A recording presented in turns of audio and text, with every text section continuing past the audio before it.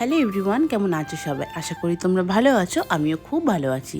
আজ ছিল সানডে। আজ যেহেতু তোমার দাদাভাই বাড়িতেই ছিল, মানে ছুটি ছিল, তো আজকে আমি সকালে যাবতীয় কাজকর্ম সেরে নিয়েছিলাম।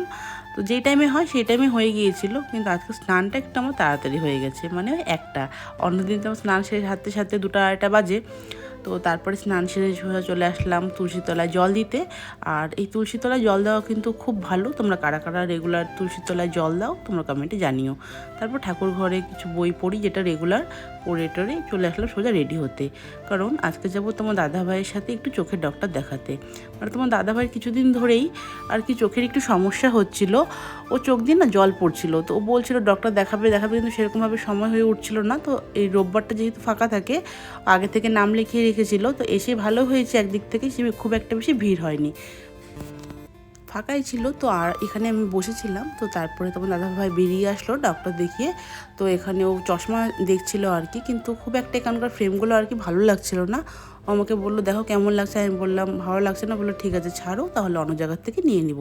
তারপরে আমরা এখানে চলে এসেছিলাম স্মার্ট বাজারে। এই বিশাল বলো স্মার্ট বাজার বলো, এখানে না খুব সুন্দর সুন্দর ভালো ভালো বিস্কিট পাওয়া যায়। আর এখান থেকে ড্রাই ফ্রুটগুলোও বেশ ভালো ভালো পাওয়া যায়। এখান থেকে আমরা কিছু ড্রাই ফ্রুট আর কিছু বিস্কিট নিয়ে নিলাম। আর এই কড়াইগুলো দেখছিলাম, তো যাই হোক নিয়ে নিই। আর আমার কিছু কন্টেনার সেট নেওয়ার ছিল, সেই কন্টেনার সেটগুলো নিয়েছি আর বোল সেট নিয়েছি। সেটা তোমাদের অন্য কোনো একটি ভিডিওতে আর কি দেখিয়ে দেবো কী কী আমি এখান থেকে নিয়েছি। তো এখান থেকে নিয়ে আমরা সোজা কিন্তু বাড়িতে চলে গিয়েছিলাম। বাড়িতে আমরা দুপুরে খাওয়া দাওয়া করে 1 ঘন্টার মতো রেস্ট নিয়ে বিকাল 5টার দিকে একটু বেরিয়েছিলাম। আজকে কোনো সেরকম ঠিক ছিল না কোথায় যাব। তো তোমার দাদাভাই বললো চলো তাহলে আমরা সেবকের দিকে সোজা যেতে থাকি, যতদূর যদি যেতে পারি সেবকে যাব, না তো মোটামুটি ওখানে একটা কোনো রেস্টুরেন্ট দেখে ওখানে খেয়ে দিয়ে চলে আসবো। তো আর ওয়েদারটাও বেশ একটা ভালো ছিল না, কারণ এখন যেহেতু একটু বর্ষার সময়, যখন তখন একটা বৃষ্টি নামার সম্ভাবনা কিন্তু থাকেই। আর এই যে সেবক যাওয়ার পথে যে ছোট নদীটা আছে, আমরা এই অবধি লাস্ট গিয়েছিলাম। তো এখান থেকে দেখো পাহাড়ও দেখা যাচ্ছিলো, খুব সুন্দর ছিল ওয়েদারটা। তারপরে আমরা দুজনে একটা রেস্টুরেন্টে ঢুকলাম ভেতরে।